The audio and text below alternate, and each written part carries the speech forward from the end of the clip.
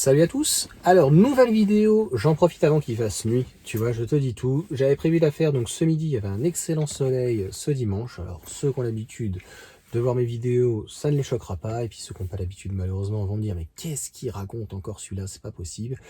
Mais on va parler très rapidement du projet Redwood. Après, donc, le projet, on va dire, Highland et Juniper qui va arriver. Et c'est surtout de savoir, de faire le point, les choses que l'on sait, les choses qui non pas sont souhaitables mais qui vont arriver, et puis l'inconnu total.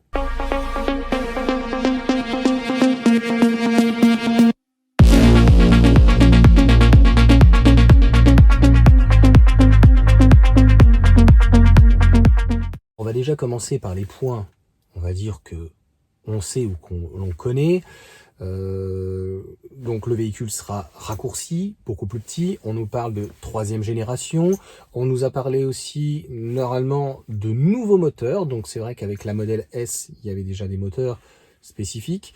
La modèle 3 a amené d'autres moteurs qui d'ailleurs étaient plus fiables. Et puis, comme une sorte de 3e génération aussi, des moteurs donc sans minerais donc rares, sans métaux rares, et notamment donc plus de moteurs à aimant permanent, mais à rotor bobiné. Alors, a priori, la difficulté que a notamment Renault, c'est un manque déjà de fiabilité, mais c'est surtout aussi donc des moteurs relativement importants. Alors, je ne suis pas assez technicien pour rentrer dans ce type de détails, très concrètement, mais la force aujourd'hui de Tesla, c'est d'avoir en fait aujourd'hui un moteur qui est sur l'essieu, qui ne prend pas de place. Et en fait, ça permet de libérer énormément de place. C'est d'ailleurs pour ça qu'on critique un petit peu le braquage à l'avant, où il y a énormément de place devant, mais ils ont préféré donc mettre tout le bordel, hein, les kits de refroidissement, les pompes à chaleur, etc. Donc sur le petit modèle, les choses aussi que l'on sait, alors certains ne le savent pas bizarrement, mais ça sera la même chose, il y aura deux déclinaisons, comme la S et la X, comme la 3 et la Y. Il y aura donc un petit Y, le mulet finalement qu'on a vu donc de cette CX30 Mazda, donc aux alentours de 4,40 m. Et puis de l'autre côté, donc une petite berline, donc une compacte, qui va faire entre 4,35 m, 4,30 m et 4,35 m. Donc il y a des inquiétudes. Alors là, c'est la partie que on ne sait pas, et puis on va supputer après certaines choses. Les certaines choses donc on ne sait pas, c'est que bon, Elon Musk nous a dit que le véhicule allait être moins fun. Donc si c'est un rotor bobiné, peut-être qu'à l'avant il n'y aura pas de frunk. Peut-être que donc, comme le moteur va être plus gros et peut-être pas sur l'essieu, donc ni de frunk et une traction, et peut-être pas une propulsion. Alors peut-être qu'il y aura une grande autonomie. Pas sûr qu'il y ait une performance, mais s'il y a une grande autonomie, il y aura un moteur donc classique, en tout cas à aimant permanent à l'arrière. Et puis, on sait à quoi s'attendre certainement quand même sur les batteries. À Berlin, je pense que d'une simplicité, ils vont renouveler avec un pack structurel pour leur châssis donc de 3e génération avec BYD, mais la grande à certains, c'est combien ça va être la batterie, hein, la batterie donc LFP standard. Là aujourd'hui on est à 58 kWh. Est-ce que ça sera 40? Est-ce que ça sera 45? Est-ce que ça sera 44, 46, 48? Je dirais qu'aujourd'hui, seul Elon Musk le sait.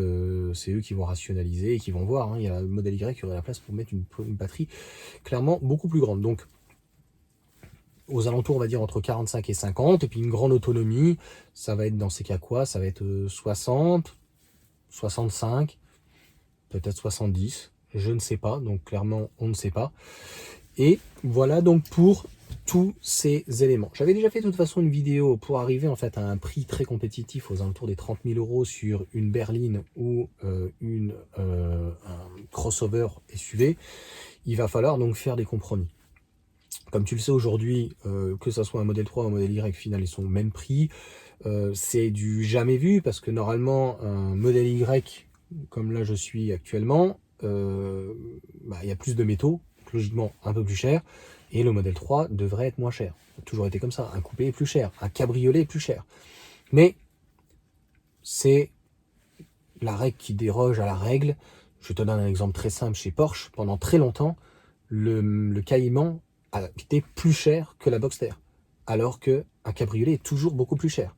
Parce qu'il y a la capote, une capote c'est quand même beaucoup plus difficile donc à gérer, et obligatoirement il y a des renforts en dessous du châssis, souvent c'est des croisillons, hein, c'est des X, il y en a un ou deux, très souvent il y en a plutôt deux, et donc inévitablement un cabriolet coûte plus cher qu'un roadster, en tout cas coûte toujours plus cher qu'un véhicule le même coupé. Donc je pense que les véhicules, qu'ils soient de toute façon similaires, ça va être la même chose, il va falloir que ils réduisent très très fortement les coûts. Comme je te l'ai dit, j'avais déjà fait une vidéo là-dessus. Moi, mon intime conviction, c'est qu'il va falloir passer donc par la suppression du cuir vegan. J'ai fait aussi une vidéo sur le Renault Scénic qui n'a plus de cuir, donc peut-être qu'il y aurait les bandes en cuir vegan, mais passer par du tissu.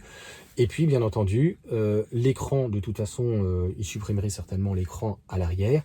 Et l'écran à l'avant, je pense un peu comme le EX30, qui est à 37 000 €, hein, tu vois. Donc, moi, je l'ai vu, hein, et j'ai pas vu la version de base. Hein, j'ai vu celui à 52 000. Mais pour avoir une version de base avec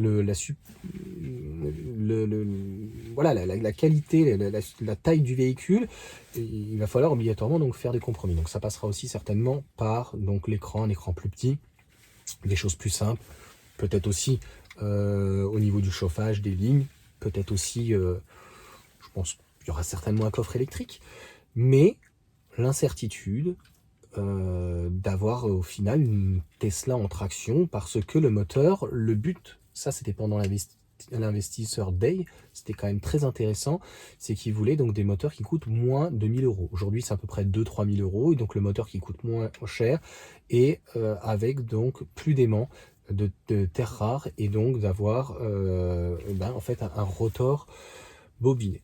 Voilà pour ces éléments donc sur le Redwood, sur ce projet. Ce n'est encore qu'un projet, mais tout le monde, je pense, a hâte de voir ce que Tesla va nous pondre. Ça va être vraiment très intéressant.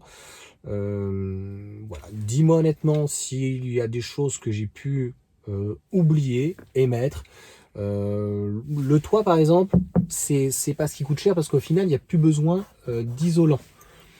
Donc, industrialisé comme le modèle Y, et je te l'ai dit, ça va rester similaire, mais on va avoir une industrialisation encore plus, en tout cas à outrance. Je vous souhaite une bonne journée, une bonne soirée, ça dépend à l'heure où vous me regardez. Et puis on continue donc les vidéos. Je vais faire une vidéo d'analogie. On revient, on est dimanche en fait. On a fait notre petit repas donc au restaurant. On était une petite dizaine. Et avant qu'il fasse nuit, je passerai au pire des cas en noir et blanc. C'est pas très très grave. J'ai envie de revenir sur le fait que ça sera peut-être la dernière année aussi où un modèle 3 et un modèle Y soient aussi peu chers et baissent. Et je te le dirai en fait pourquoi, notamment avec ce projet Redwood de 2025.